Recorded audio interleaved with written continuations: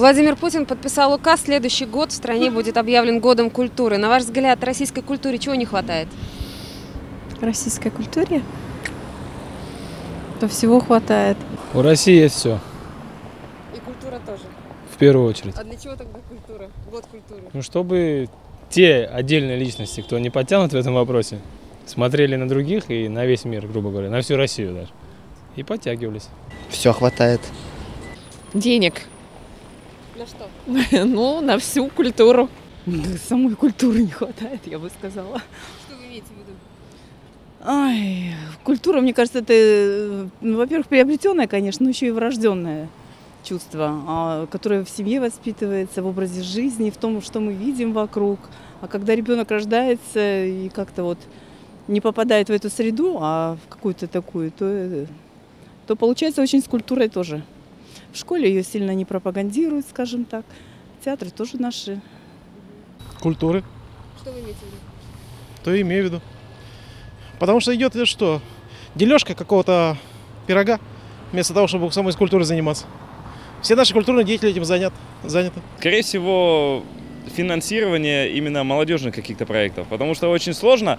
Есть вот, допустим, АСИК профессионалы, которым деньги дают уже из года в год, и они везде ездят, все замечательно, у них уровень растет. А новым каким-то коллективам появиться очень сложно, ну, на каком-то серьезном уровне. То есть деньги, если выделяют, то не в полном объеме, поэтому приходится изыскивать какие-то баснословные суммы такие для молодежи, чтобы вложить вот в какое-то развитие коллектива. Вдохновение. Когда все вокруг серо и некрасиво, то вдохновение не всегда. Крылья, чтобы расправить, нужно что-то. Чего не хватает?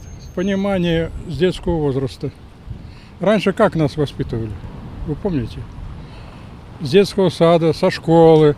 А сейчас учитель, допустим, отработал свое, пошел. Все. Души нет у людей друг к другу. Не хватает культуры поведения населения Коми Республики. А если о массовой культуре говорить? Массовая не хватает. Об искусстве?